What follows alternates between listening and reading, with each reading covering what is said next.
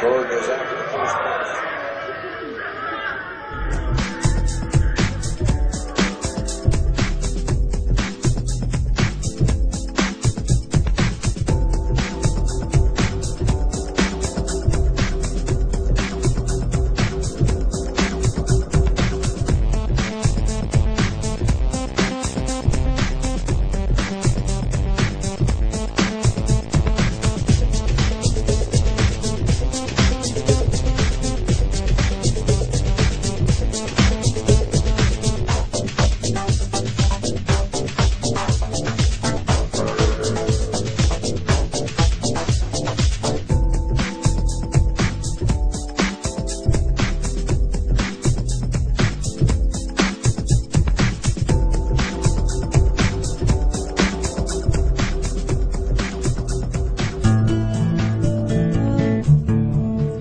Maybe your first experience of putting money in the bank wasn't quite as heartwarming as this, but odds are, years later, you still refer to the balance showing on your bank account as being your money in the bank. But it isn't. If we have a deposit box at the bank, the valuables we put in it are still ours. We're just renting secure space to store them. In common usage, the word deposit means to set something down. But the use of the word deposit to refer to a bank account is misleading. A bank deposit is in reality a loan. What the amount in our bank account really indicates is how much money the bank owes us. It's a record of the bank's promise to pay us money, not the money we deposited itself. The difference is important. The truth is, when we hand the contents of our piggy bank to the bank teller, our money becomes the bank's money to do with as it pleases. All of the money in the bank is the bank's money. None of it is ours. That's why the bank pays us interest. We have loaned the bank our money. This may seem to be a semantic distinction. We know we can go to the bank at any time and take our money out in cash if we want to. But the distinction is not semantic, nor is it trivial. The distinction is crucial. What happens in banking affects everyone, and yet few of us know anything at all about how banking really works. The entire world economy now runs on a system of credit provided by banks, and when that credit system breaks down, everyone suffers.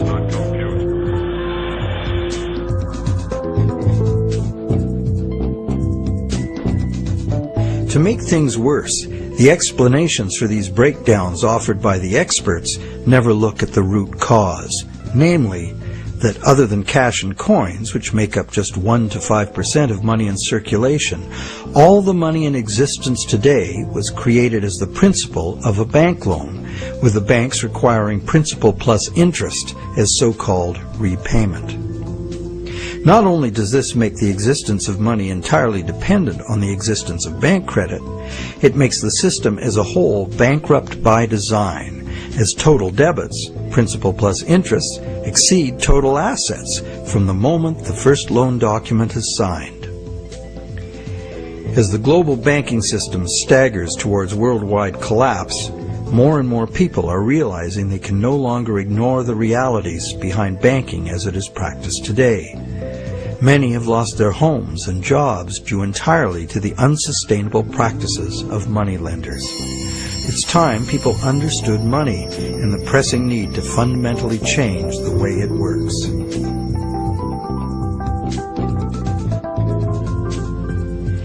Clarifying what the words used in banking really mean is the first step.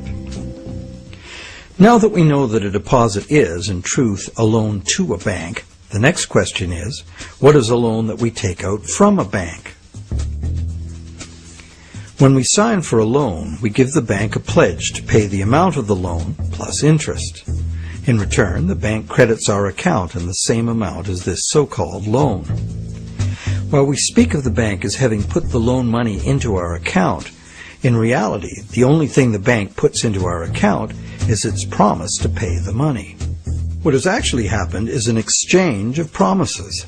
Neither party has delivered anything to the other except matching pledges of debt. So who is the borrower and who is the lender? The terms loan, lender, and borrower are all misleading. The truth is that the two parties have traded promises to pay and in the process created something called bank credit or checkbook money that can be legally spent as money. Bank credit can be spent because we, in our innocence, notice that each time we deposit into our account, it increases our balance by the same amount. In fact, unless we put something in, our account will be empty. Thus, it's a natural assumption that money in an account is money someone put in. The account is a promise to pay, not the money itself. In fact, a promise always indicates the absence of the item promised. Otherwise, why does it need to be promised? Now, because all bank accounts are just promises to pay, the bank and the borrower can simply exchange promises and, in the flash of a few keystrokes, a positive balance appears in the borrower's bank account without anyone putting existing money in. Now you know the real source of what we call a bank loan.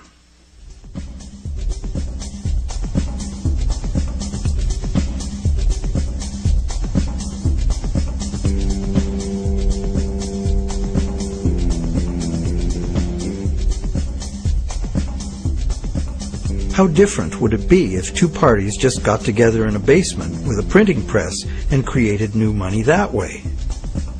We intuitively understand the act of fraud called counterfeiting. In printing fake $100 bills, the counterfeiters also create new money out of thin air. Money gives us the ability to purchase the real goods and services of the world. It's clear that the counterfeiters have created new ability to purchase real goods and services without giving anything in exchange except a fancy piece of paper. Counterfeiters get something for nothing directly at the expense of whoever gets caught with their counterfeit money. And if the counterfeit money is not discovered, it dilutes the money supply, stealing from everyone. Counterfeiting is a serious crime, and it is easy to understand why. It's cheating on a basic social agreement, thou shalt not steal. But taking a loan from a bank also creates new purchasing power. However, instead of being considered a form of theft, it is the very basis of our monetary system.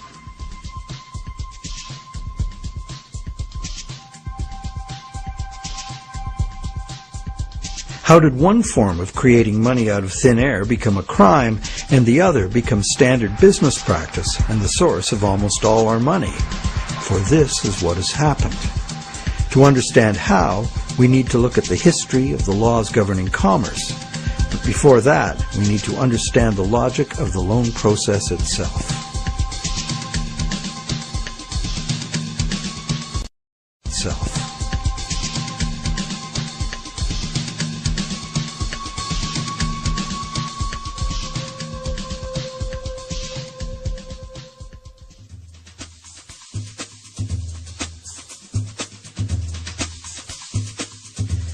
The borrower wants to purchase an item, but doesn't have the funds to do so at the present time. However, the borrower does have confidence in having sufficient funds over time to pay both the original price of the item and the interest on a loan. So he goes to a bank to arrange a loan. The borrower is capable of making a credible promise of money in the future, but otherwise at this moment he comes with empty pockets. That's why he needs the loan.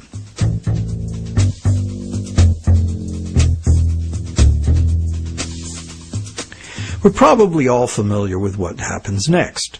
The bank gets the borrower to sign an agreement in which the borrower promises to pay the bank the amount of the loan plus interest, or, in default, surrender to the bank the object that is to be purchased with the loan. This is done countless times every day all over the world. But there's a problem. How can the borrower pledge as collateral something that the borrower does not yet own? If I wanted to borrow $10,000 from you to go on a luxury cruise to Europe, would you accept my neighbor's car as collateral? Of course not, because you know very well that I have no legal right to give you my neighbor's car, no matter how much I owe you. But if instead I promise to buy my neighbor's car with the $10,000 you lend me, the situation is different. You might agree to lend me the $10,000, believing I will buy the car and will pledge it as collateral for the loan once I obtain legal title to it. However, until the transaction is completed, your $10,000 loan cannot be secured by title to the car. This sequence of events problem could be very simply avoided. You could buy the car and then sell it to me. The bank could do it this way too. If the borrower commits to the bank to buy the item, why doesn't the bank just buy it with its own money and then sell it to the borrower on time payments at interest? Well, the answer to that question is also very simple. It's because the bank, like the borrower, has come to the transaction with empty pockets. The bank fulfills its part of the so-called loan transaction by creating an account for the borrower. The truth is, the so-called borrower has funded his own account by fraudulently pledging a car he does not yet own as collateral. And the bank, the so-called lender, hasn't put up any existing money at all. And, if all goes well, it never will.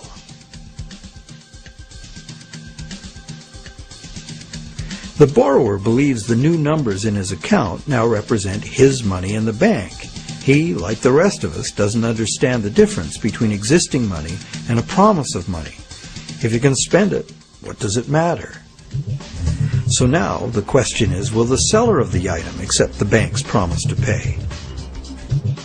While some people may hold out for cash, most will say yes to a check or an electronic funds transfer from the buyer's bank. Why? Because the seller knows from experience that she can deposit the check at her bank and it will increase her account accordingly. So what happens next?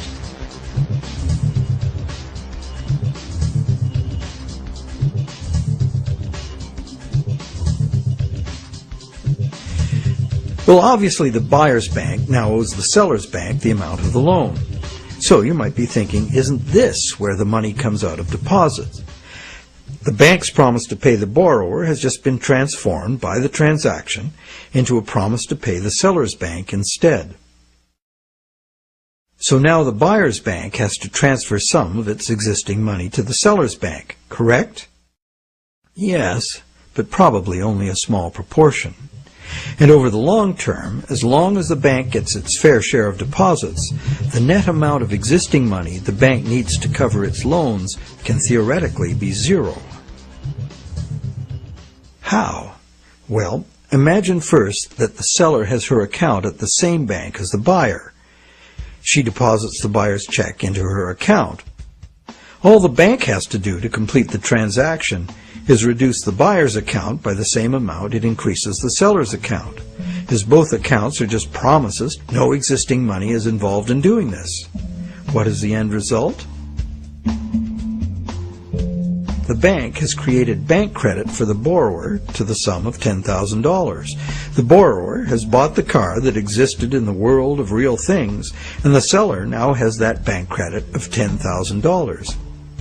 Thus, a brand new claim upon $10,000 worth of real goods of value was accomplished with absolutely $0 of the bank's or anybody else's money. On top of that, the bank gets to have all this so-called money paid back by the borrower's honest toil, plus interest, or the bank gets the car. Magic like this is usually seen on stage. So now let's examine what happens if the seller deposits her check in a different bank. Won't that require a transfer of existing bank funds from the buyer's bank to the seller's bank? Perhaps, but it will almost certainly never be anywhere near the whole amount because, in effect, the banking system functions as one bank. To illustrate, let's add another transaction to this scenario. That same day, the seller's bank made a similar loan to a little old lady who bought a mega home theater system. The electronics store deposited her check at their bank. The electronics store's bank made a similar loan that was deposited at the original borrower's bank. And when all the various balances were settled, the banks didn't owe each other anything. And even if there were differences, they would have been just a small portion of the total credit created. So, at this point we can say that although banks don't actually lend out their depositors' money, as most of us imagine, they still need deposits to make loans.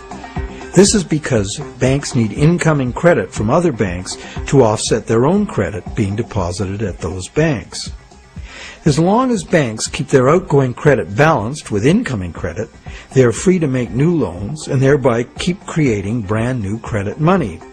None of it will ever have to come out of the bank's pockets. The bank is free to invest its own funds in corporate and government bonds and whatever other instruments their charter allows. If one draws a diagram of it all, it looks like this. The interest governments and corporations pay the banks on their bonds is paid by us. We pay it as a portion of our taxes, and we pay it in the price of all the goods and services that we buy. And there is another thing passed on to us as well, and that's the risk that the bank will go broke and not be able to honor its promises to pay. Now you may wonder, how can a bank go broke if it doesn't put any money up in the first place? What have they got to lose? The answer to that question is that banks differ from counterfeiters in that the banks are legally allowed to create new money, but only by certain rules of accounting.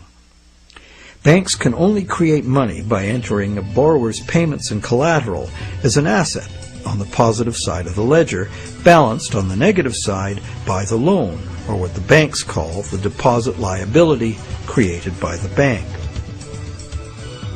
When the borrower defaults on the payments, the asset pledged as collateral is seized by the bank and sold. In a declining market, when repossession is most common, the new lower value of the asset doesn't cover the bank's liabilities, which were based on the previous higher value. This shows up as a loss on the bank's books. When foreclosures are rampant, as in a collapsing real estate market, much of the value of the bank's collateral simply evaporates as home prices drop, exposing the bank to huge losses. In truth, it's all just numbers, created out of thin air. But banks must adhere to the dictates of these numbers, and the consequences of bank arithmetic gone wrong can include economic standstill, social disintegration, total financial chaos, lawlessness, starvation, and war.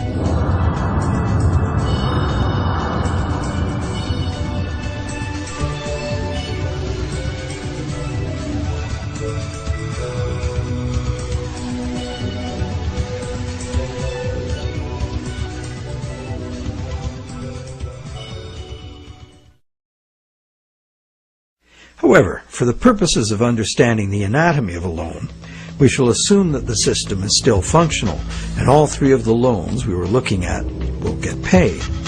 The end result is that not $1 of existing money has changed hands. The end result is that not $1 of existing money has changed hands, but $30,000 of new bank credit has been created and spent into the money supply, and each of the three banks gets to collect interest on $10,000 of it.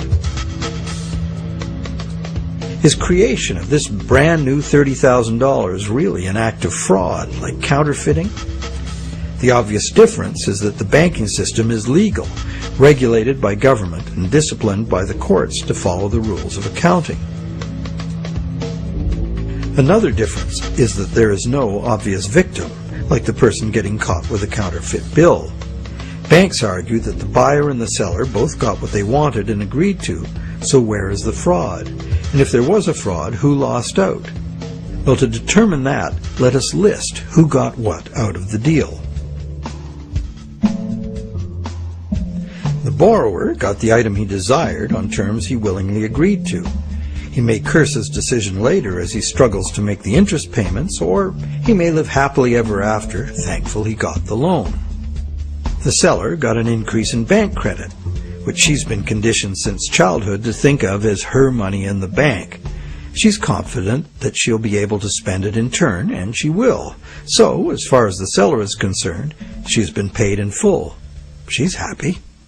So who, if anyone, suffered as a result of the deal? Is there another party to this transaction we've overlooked? Well, there's also the bank that gets to collect interest on a promise to pay money. That's the business they are in and usually do very well by. And anyone else? Well, where did the car come from? It came from the world of real things. Natural resources, energy, and labor were expended to produce it. What if we consider the hidden party to be society at large and the natural world from which all things ultimately come? Because the brand new bank credit money didn't just sit there, it got spent into the general circulation in the real world. It's the real world that ultimately gets the new money in exchange for its car.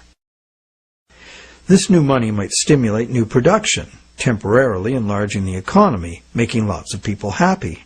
In fact, it often does, as most bank credit comes into being as a home mortgage, stimulus for the residential construction industry, a big provider of good-paying jobs. However, after its initial productive use, this newly created money will basically just dilute the money supply, reducing money's purchasing power by a very small amount. So, in contrast to counterfeiting, where the loss occurs to a specific victim, here the loss is borne by us all, because the real substance of the loan, the car, was extracted from the economy at large by a slight loss in the value of everyone's money.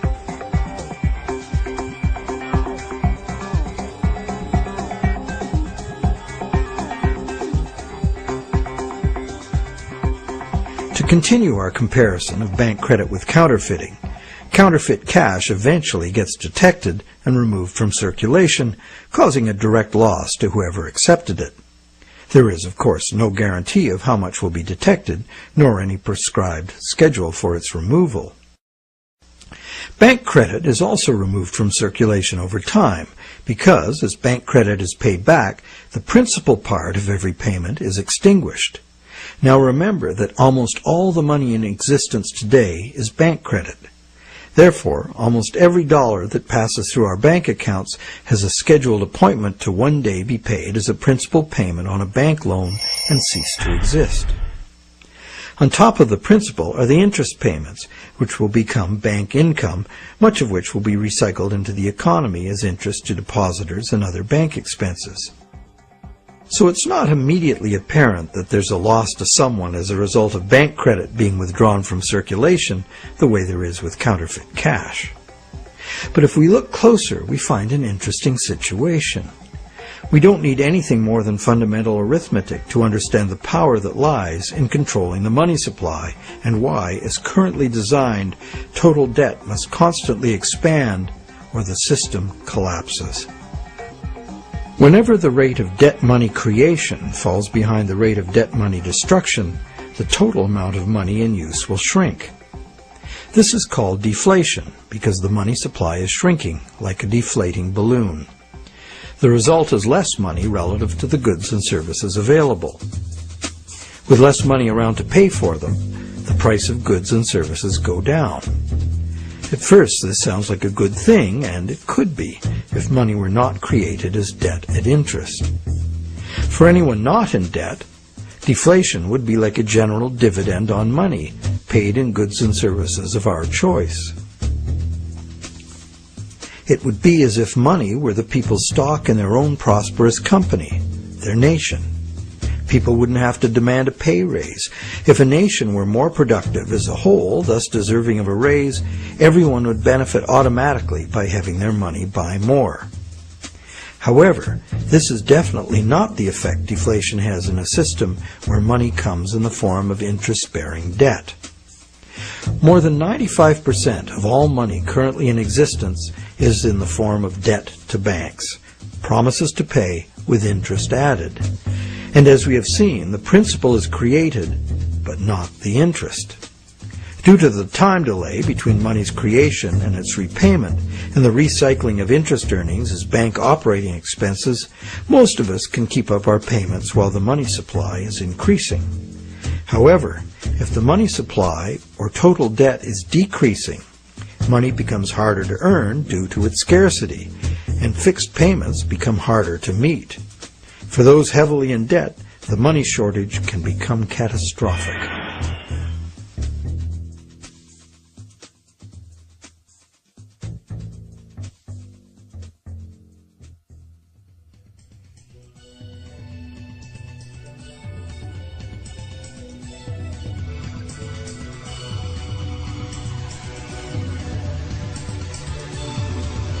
Unfortunately, the psychological effects of falling wages and prices rapidly accelerate the process, as borrowers, including large businesses, lose confidence in being able to repay loans, so that they don't sign up for any.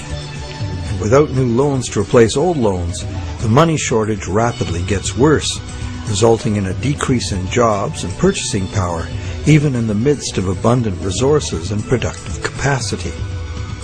This dismal spiraling math makes mass foreclosures inevitable.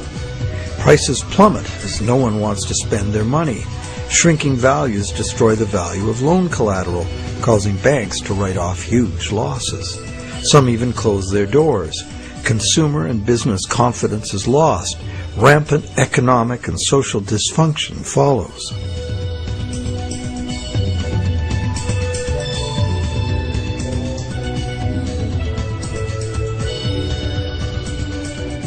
This disastrous spiral cannot be turned around unless the government creates new money itself or goes deeply in debt to private banks in order to create enough new money to reorganize and rejuvenate the economy. The most familiar example of this is the stock market crash of 1929.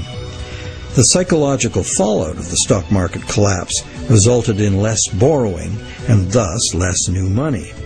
The Federal Reserve did nothing to correct the resultant deflation, and by 1932 the money supply had been reduced by a third. Countless people were evicted from their homes because the money to make their mortgage payments simply ceased to exist. Then, in 1932, Franklin Roosevelt became the U.S. president.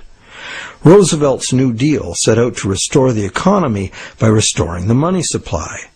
To counter the money shortage, Roosevelt borrowed from the private banking system. Factories started hiring again. But only when the war arrived, there's suddenly no shortage of jobs or funds available to do what was necessary for the war effort. It was the money expended on World War II that ended the Great Depression.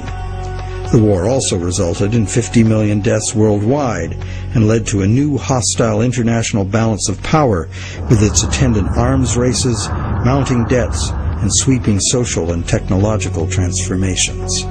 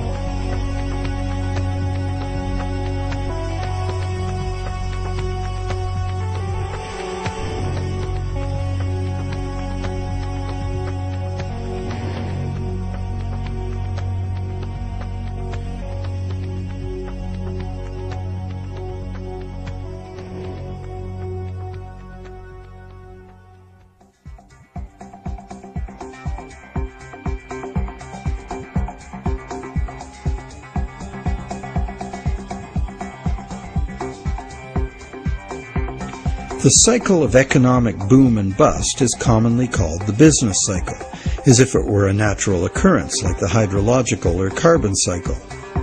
These natural cycles are ultimately driven by the sun.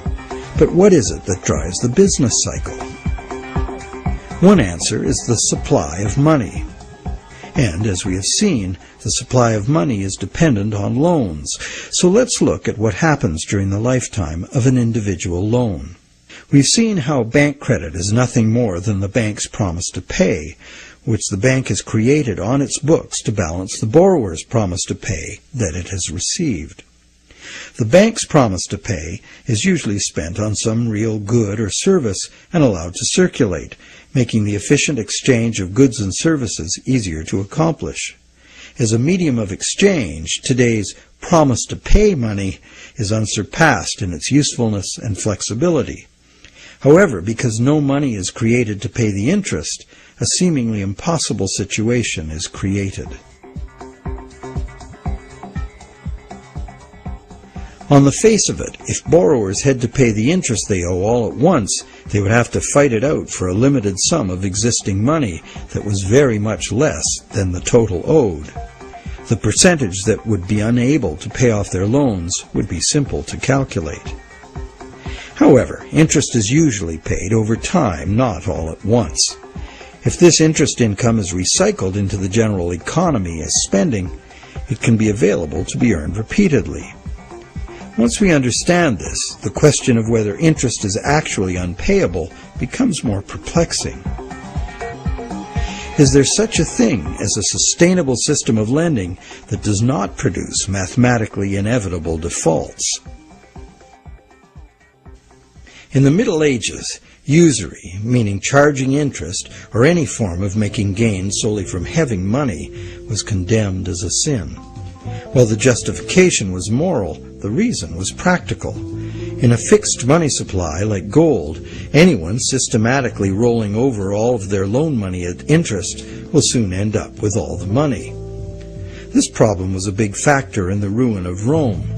Private accumulations of gold forced the government to mint coins made of base metals instead of the real thing. Debased currency led to failing confidence and ultimate decline. The lesson was well learned. For the next 1,000 years, the Roman Catholic Church declared collecting interest on a loan to be a sin punishable by excommunication. In some countries, the penalty for practicing usury was death. Is charging interest really a sin? While today it seems very reasonable to charge for the use of money, there's a simple and unavoidable problem with doing so. Unless moneylenders spend every penny of interest they receive in such a way that the borrowers can earn it again, the borrowers are going to come up short regardless of their hard work and personal virtues. Someone will default simply as a result of the arithmetic. This is easy to picture where there's a fixed money supply like gold coin. As long as all of the coins taken in as interest are spent so that the borrowers can earn them, the same coins can be used to pay the interest over and over.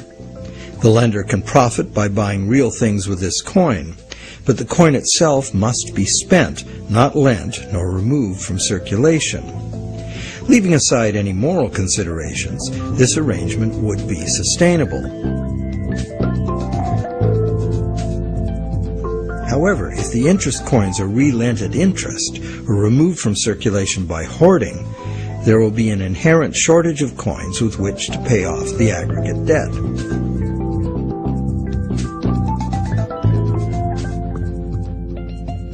The situation is essentially no different in our current debt-based system. As we have seen, nowadays virtually every dollar comes into existence as debt, with a scheduled appointment to be extinguished as a principal payment on the loan that created it. Thus, for all borrowers to be able to make their payments of principal plus interest, two things must be true. The dollar created as the principal of the loan must be available to be earned by the borrower in order to make the principal payment that extinguishes that dollar. And every dollar the borrower pays to the bank as interest must also be available to be repeatedly earned by the borrower so that it can be paid as interest again and again. There is a common theory, undoubtedly popular with lenders, that because the banks spend their interest earnings as operating expenses, interest to depositors, and shareholders' dividends, there is in fact enough money released back into the community to make all payments. However, like the idea of absolute shortage, this is an oversimplification. Picture what happens if someone else, such as you or I or an institutional non-bank lender, obtains this dollar and then lends it out at interest. Well, now that same dollar is simultaneously owed to two lenders and has two simultaneous interest charges attached to it. In addition, if this dollar is loaned, repaid, and reloaned by the secondary lender, it is not available to pay off the principal of the loan that created it, except as another loan. So, can we borrow from Peter to pay Paul and borrow from Paul to pay Peter? This gets interesting. We can. However, each time money is borrowed, there's an interest charge added that also must be paid. If all added interest charges can be earned, all payments can be made. On this basis, many economists and defenders of the current system claim there can never be a shortage of money and all payments can be made. But this seems to be a false assurance. For instance, if secondary lenders capture some of the money needed to retire the loan that created that money, the original loan can never be retired. The deficiency will have to be borrowed over and over forever, each time at interest.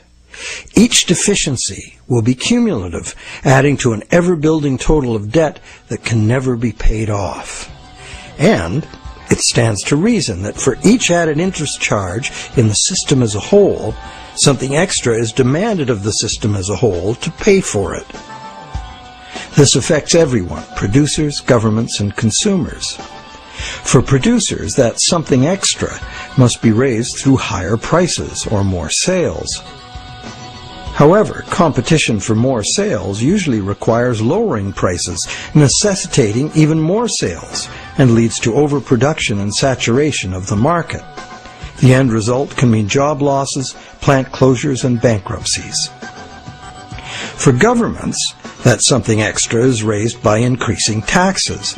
But increasing taxes drains money from the productive economy, resulting in a reduction in the collective ability to pay taxes, which then necessitates increased government borrowing and additional interest charges.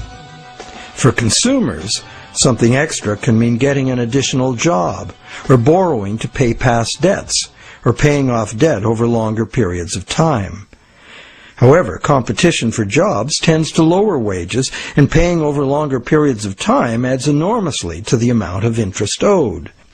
And of course, borrowing to pay off past debts is like trying to fill a hole with more hole. And that is the situation we find ourselves in today. Producers can't sell more because consumers can't afford to buy. Governments are cutting taxes, not raising them, because consumers can't afford to buy. Governments are cutting taxes, not raising them, hoping to stimulate consumer demand. And consumers' real incomes are limited or even falling due to competition for a limited number of jobs. Therefore, any increase in the total amount of interest charges within the monetary system as a whole will result in a genuine shortage of money. This is because the real productive economy is limited by the availability of nature's resources. The productive economy exists to serve actual needs. It simply cannot keep pace with the demands of the artificial financial economy, which has an unlimited appetite for profit, and which operates with no regard for the natural limitations of the real world.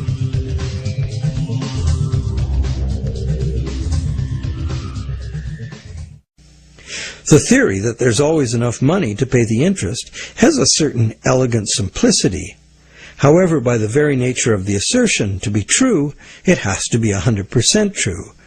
This is impossible.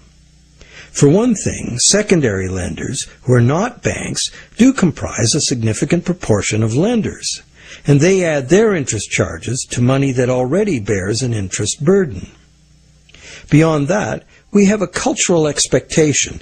Everyone who has money expects it to generate more. Money that needs to be spent and made available to be earned by its original borrower is, instead, lent at interest or invested for gain. Therefore, we can conclude that the two conditions that must be true for all borrowers to be able to make their payments of principal plus interest and thus permanently discharge their debt, those conditions are not met by the current system. Nowhere in the current system is there any restriction on relending money that was created as a loan, nor is there any obligation upon banks to make their profits from interest available to be earned by borrowers, enabling them to extinguish their debts. Quite the opposite. Banks invest these profits to make further profits. And it's not just the banks that cause the problem. Anyone who takes their ball of money and starts rolling it like a snowball to make it bigger does so at the expense of borrowers who will not find that money available to pay their debts, except as more debt. And of course, those rolling the biggest snowballs pick up the most snow. As the saying goes, the rich get richer and the poor get poorer. Money needed by borrowers in the lower realms of workaday productive economics moves upstairs to play in the casino world of abstract financial profit, and that's a world where transactions are little more than gambling on numbers in an effort to achieve higher numbers. They have little or nothing to do with providing the necessities of life.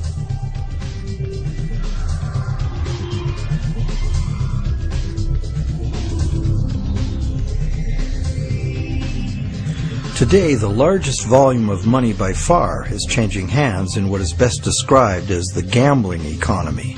The foreign exchange markets, the derivatives market, and the rest of the financial instruments being played by banks and investment funds for as much profit as possible. For example, the volume of trade on the world's foreign exchange markets in just 1 week exceeds the total volume of world trade in real goods and services during an entire year. This money is in continuous play by speculators looking to make windfall profits on currency fluctuations. It exists, but only in the gambling economy. So how unpayable is the ubiquitous interest burden in actual fact? That could only be determined with certainty by tracking all the money in the world. With over 6 billion people earning, spending, borrowing, and lending, the world's money flows are at least as complex as the flows of the ocean. They are impossible to know. But the direction is pretty clear and simple, and it's the same old story. The rich are taking increasingly more money into the gambling economy, where ordinary borrowers have almost no chance to obtain it. And the only way the system can stay solvent is to create more money. And as money is created as debt, the only way to create more money is to create more debt in every way possible, including ridiculously easy credit for unqualified borrowers, massive government expenditures on security and war, and bailouts of insolvent banks.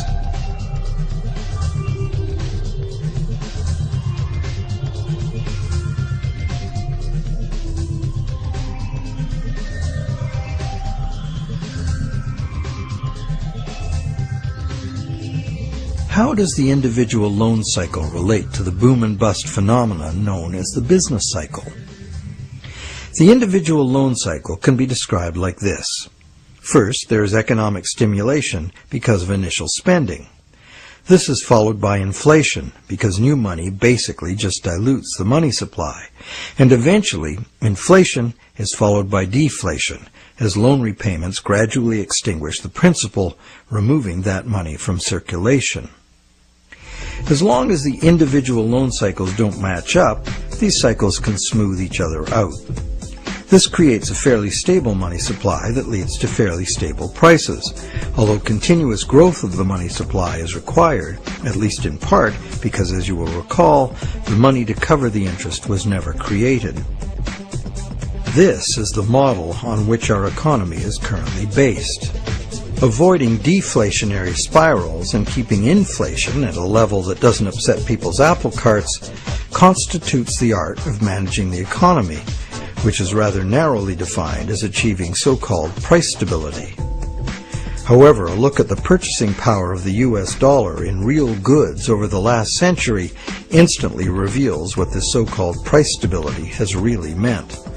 The dollar has clearly lost almost all of its value, 96%, and is continuing to do so at a rapid pace.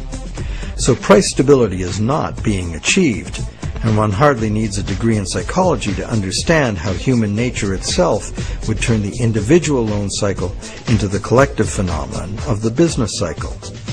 The simple reason being that if one person sees great prospects and is doing well borrowing and expanding, others would have the confidence to do the same.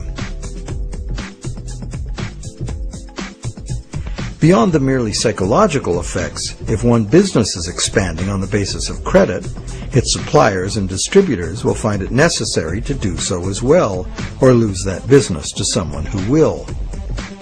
The same herd effect would occur for a gloomy outlook and accompanying credit contraction.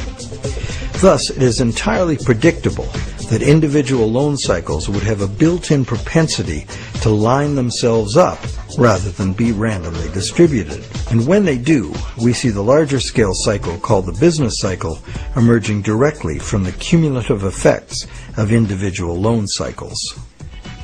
So, to sum up, one could say that out of the exchange of promises made by the bank and the borrower, society gets chronic inflation and a dependency on banks for increasing infusions of money to pay ultimately impossible interest payments. This results in an inescapable treadmill of accelerating debt and depreciating money, the only alternative being a deflationary collapse of the economy followed by social chaos or war. This eminently unhealthy situation filters down through society, wreaking harm on every level. We are like addicts, but the fix is not more and more heroin, it's more and more credit money. And eventually, our collective ability to borrow and repay so much credit becomes exhausted. This then creates the need for constant expansion of credit into new markets, in essence creating a fiscal imperative to drive everyone in the world further and further into debt forever. In the United States, this constant debt expansion has led to a total credit market debt in 2008 of more than $53 trillion, which is about 5 times the total annual income of the entire country. So is the world at large happy about its end of the loan transaction? Probably not. But the world at large has very little awareness of where these problems originate, the elusive system of counterfeiting and hidden control that is modern banking. And how about the banks? How have the banks fared as a result of this system? Well, first, by putting up only a small fraction of the money they ostensibly lend, the banks have obtained a river of income from interest payments on consumer loans and mortgages. Second, by using their credit powers to acquire large portfolios of corporate and government bonds, banks collectively appropriate control over government and industry. And thirdly, due to the inevitable defaults and foreclosures, control over government and industry. And thirdly, due to the inevitable defaults and foreclosures, the banks gain legal title to a lot of real property the world over. And finally, if the worst happens, if borrowers default en masse, causing the banks large losses, the government is forced to rescue the banks with multi-billion-dollar bailouts to save the financial system. And what are these bailouts financed with? You guessed it, more taxpayer debt. It is really quite an achievement to pull this off, and without most of the victims even being aware of it. If you're now thinking there ought to be a law, well, there is. There's a whole body of law that makes all of this legal. So how did a system like this ever become the law? To answer that, we go back to England in the mid-17th century.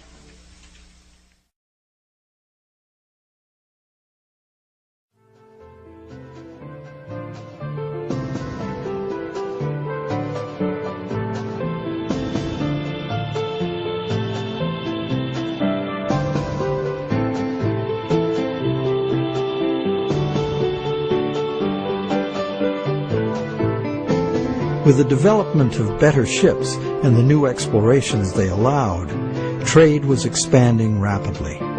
In order to carry out commerce, especially over great distances and lengths of time, written contracts were becoming more and more important and more sophisticated.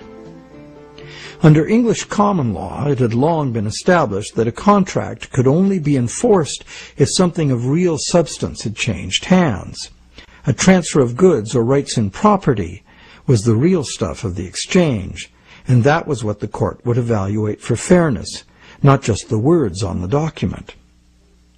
A contract under which there had been no exchange of consideration, meaning real goods or rights in property, was deemed to be empty and was therefore not enforceable by the court. So, a contract in which a borrower, say, pledged a car he does not own in exchange for a bank's promise of payment would not even qualify as a contract. No common law court would enforce it.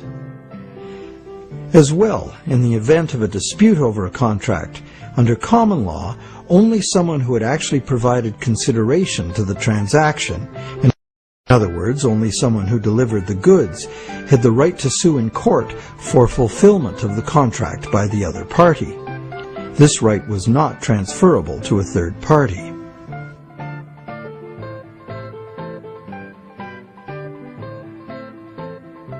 When early traders went off personally on expeditions with trade goods, they bought those goods at home with their local currency and would sell them for foreign currency in the distant destination.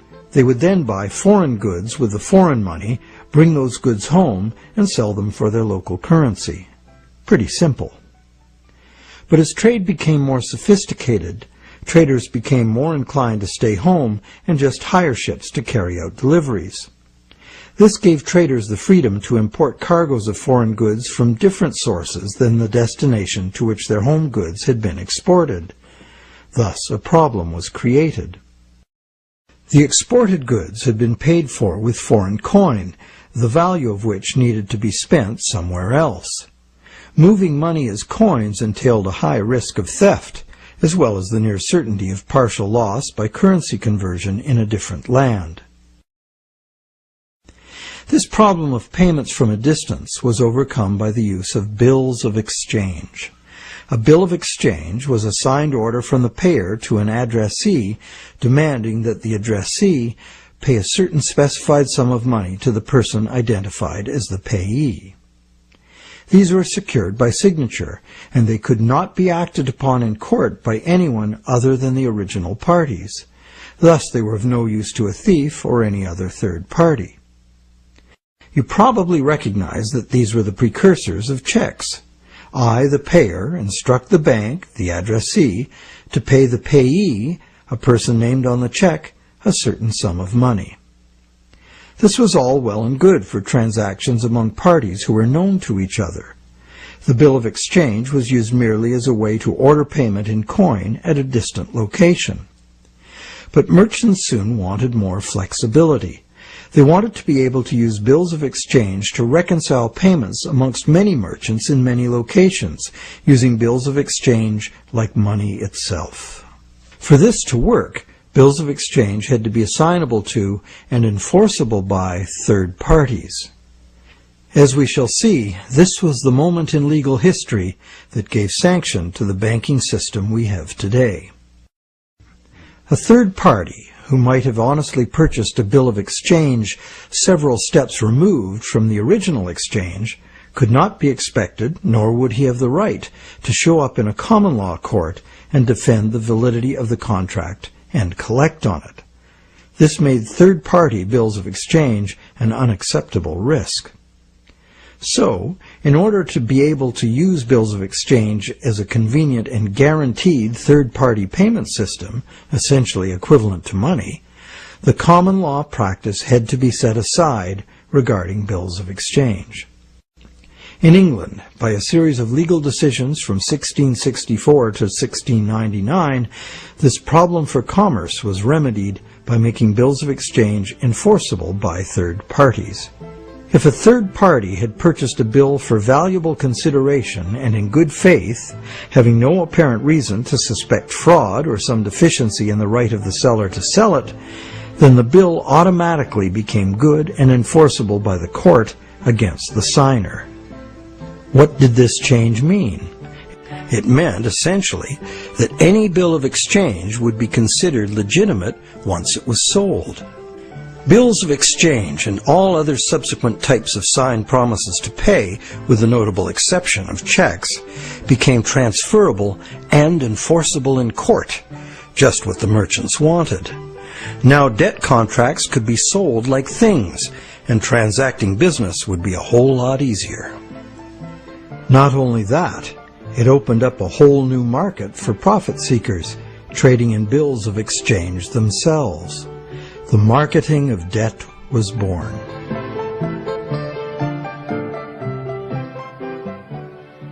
The change in the law had another effect as well.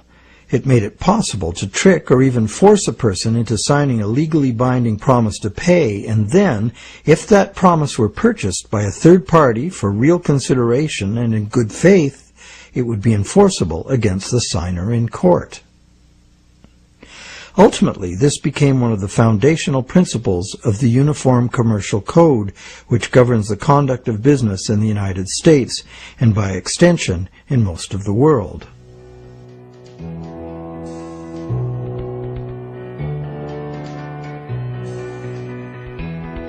Think about it. If we buy a stolen laptop from a guy on the street, we're guilty of receiving stolen goods, a criminal offense. Doesn't matter if we paid honest money and were unaware the goods were stolen. The court will restore the goods to the rightful owner. We, as purchasers, innocent or not, lose our money and may even be charged with a crime. But if we buy a loan contract from a banker and give him real value for it in good faith, it doesn't matter that the loan contract may have come into existence under false pretenses. Whoever signed it is required by commercial contract law to pay up, and the courts will enforce the obligation. Today, debt contracts come in a myriad of forms, including and especially loans and mortgages. It's significant to note that just as these common law restrictions were being removed, the brand new Bank of England was being established. The first bank state-authorized to create money out of thin air. The new laws fit in perfectly, making the new bank's empty contracts enforceable against the so-called borrower.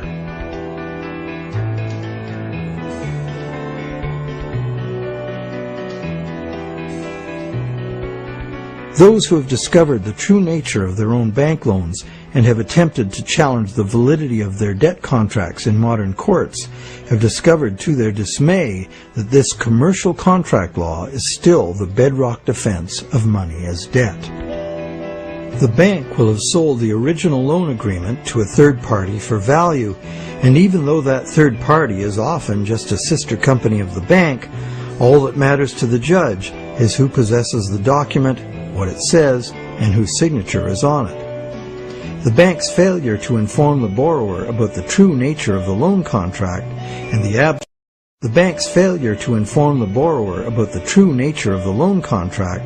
the absence of any actual money loaned on the bank's part is not relevant.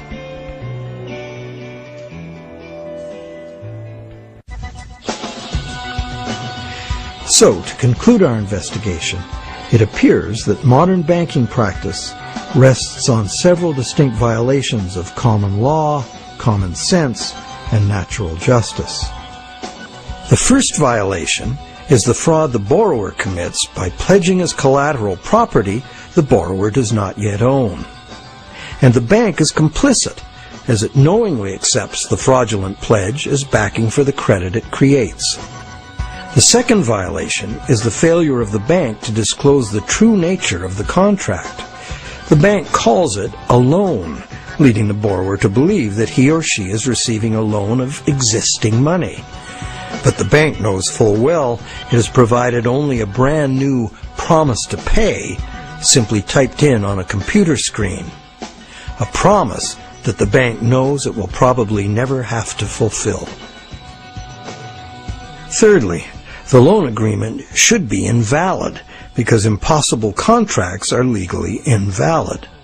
The bank is creating an impossible contract because the conditions required to guarantee that the borrowers have the opportunity to pay off the principal plus interest are not met. Unless the system enforces 100% recycling of both principal and interest, which it emphatically does not, some borrowers are going to default and lose their collateral simply due to the systemic shortage of money. The fourth violation is the violation of natural law by the law of contracts. which confers automatic legitimacy of title on any contract if the contract is sold to a third party for valuable consideration. This violates the principle that one cannot give better title to something than one has. But perhaps the biggest fraud of all is that most of the people who produce the real wealth of the world are in debt and at risk of losing everything they have worked for to bankers who fabricate money out of mere promises to pay. And where does this leave us? We are hostages in an economy that must grow faster and faster to keep up with an ever-growing money supply, or the entire system collapses in ruin. The money system as currently structured refuses to recognize that the real economy is limited by the capacity of the planet to provide the raw materials and waste disposal services the economy needs. The planet is finite, and therefore it should be obvious that the economy cannot grow at an accelerating pace forever. Our current money system runs like the bus in the movie Speed. It could not slow down, or the bomb planted on the bus would go off. And our situation is even worse, because the rate of debt creation must forever accelerate, or the entire economy crashes.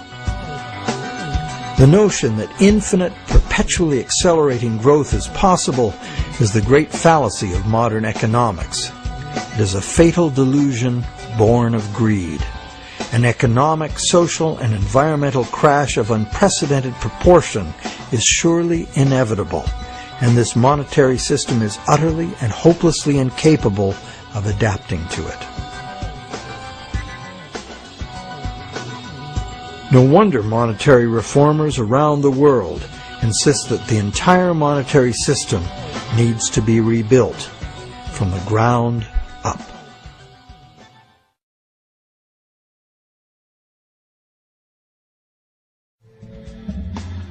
So what is the solution?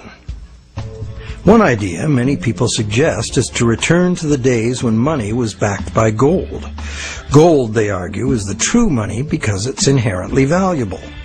The underlying principle here is that money should be a commodity that is valuable due to its scarcity, as gold is scarce. As a general rule, those who hold this view of money also believe that money should exist independent of government. Another school of thought, diametrically opposite, is that the creation of money should be the exclusive prerogative of governments. Government, which represents all the people, should spend money into existence in the public interest, thus backing the currency with what it was spent on. Having taken back the power to simply spend money into existence, government would never need to go into debt or pay interest. Of course, government spending without limit would result in a worthless currency.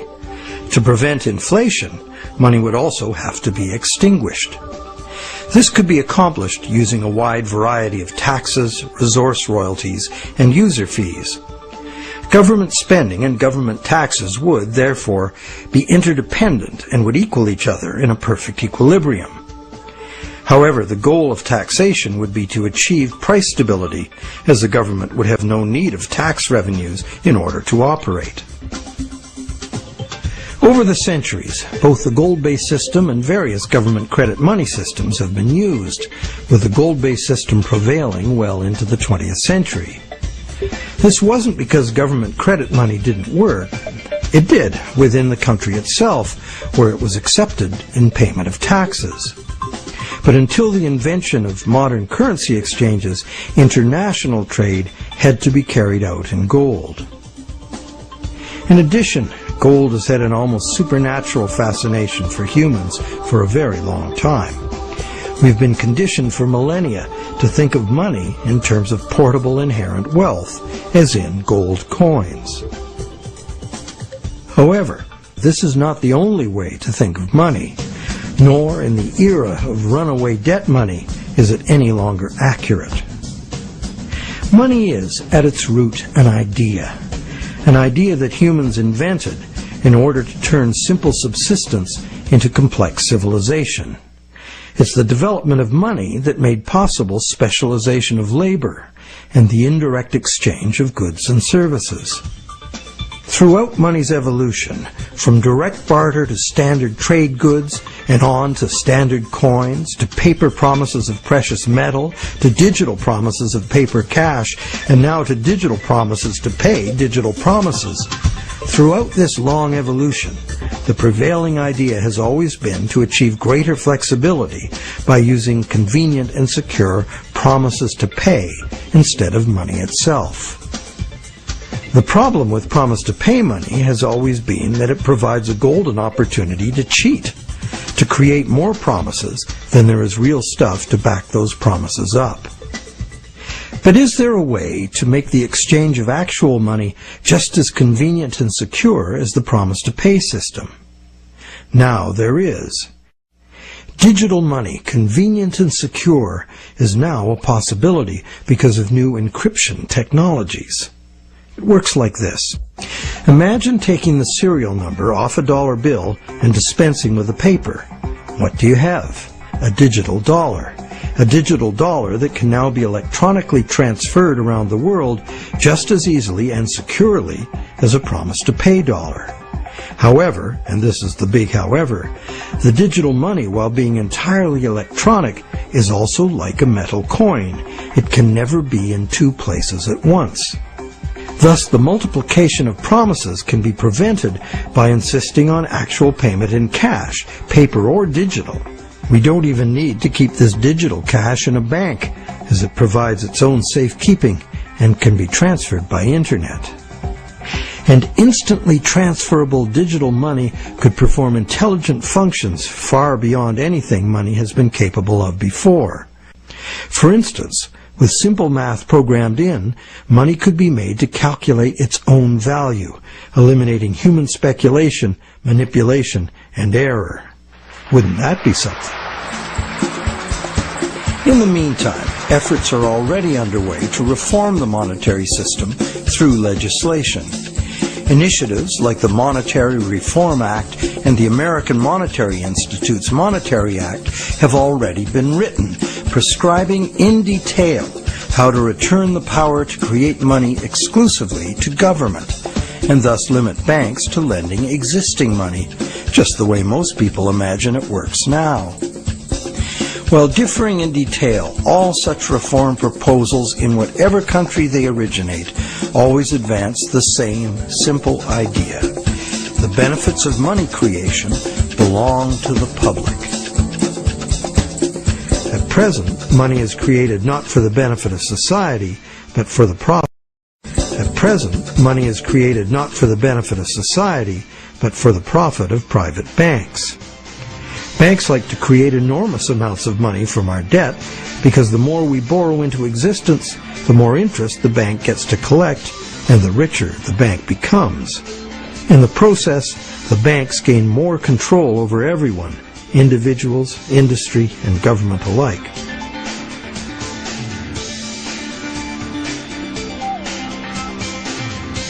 Abundant money too often leads to speculative asset bubbles that make insiders rich. But, as we have witnessed, these bubbles inevitably burst under the unbearable weight of ever-increasing interest demands. The losers are many, including governments. Already burdened with huge debt and shrinking revenues, governments are forced to add trillions to that debt in order to rescue the banks that are the cause of the problem. Otherwise, we would have no money system. It's an absurd situation, and a tragic one, considering that government could instead create the money itself and spend it interest-free on infrastructure, education, or universal health care. And most of that debt-free money would enter the economy as wages, circulating through all levels of society for everyone's benefit. This kind of abundant money would fund a reinvigorated, productive economy in which the savings of the people could fund honest loans of real existing money. At its root, money is a means by which we exchange real value. Without real value in the world, money is nothing. As we have seen, it's the real world that makes the loan, not the bank. We the people, in conjunction with the material blessings of the natural world, are the source of all real wealth. Therefore, money creation and its benefits belong to the public, not to private bankers. And what about interest? As we have seen, interest poses an arithmetic problem. And it's a problem that can only be solved in three ways. 1, defaults and foreclosures. 2, perpetual growth of the money supply. Or the preferable and only other solution, 100% recycling of interest as spending. But such full recycling could only be accomplished by nationalizing the banking industry in the public interest. For example, interest earnings from public service banking could be paid to all as a citizen's dividend. Or it could be used to fund government in place of taxes, as was done successfully in colonial Pennsylvania. And that's just one instance of a society that organized its monetary system differently. There have always been alternatives, and there are alternatives now. What the evolution of money really teaches us is that the real measure of money's value is, very simple, its usefulness as money. And there are several different ways to create useful money. For instance, money can simply be an individual's private promise to pay, a pledge of one's own product or service, as in such community currencies as the let system or time dollars. Thousands of these community currencies already exist in circles of trust where members can be counted on to honor the credit they issue for themselves. And such community currencies can be a lifesaver in the event of a catastrophic collapse of the conventional banking system. When money shortages or hyperinflation disrupt trade and bring economic standstill, a working community currency can sustain a local economy. Are such proposals radical? You bet. But there are unprecedented challenges before us. No longer can exponential growth allow us to sustain a monumental debt that must ever increase to prevent the house of cards collapse of the whole system. Increasing wealth disparity, crushing debt, failing banks, and social and environmental catastrophes are what we face unless we radically change course. We must transform our monetary system to one that can adapt to a future we can now clearly foresee. To begin, we must examine monetary system designs that can deal with widespread economic shrinkage without inducing mass foreclosures and bankruptcies. But what can you do right now? Well, right now there are people and organizations around the world that understand the problems and the injustice of today's monetary system, and you can join them in their effort to bring about the fundamental changes we need. It's time to talk to our friends. A financial crisis is the ultimate teachable moment. When bankrupt banks have to be bailed out by the governments the banks were formerly lending to, the contradictions, the fraud, and the fatal flaws of the current system are laid bare for all to see. But the solutions are there to see too if we look. We cannot afford business as usual. Making adjustments to the current system will not save us. The changes we need to make are radical and dedicated to the good of all, not the profit and control of a few. To make these changes, we must leave behind our outmoded assumptions and misplaced faith. We must face the challenge of a complete transformation. Reality calls.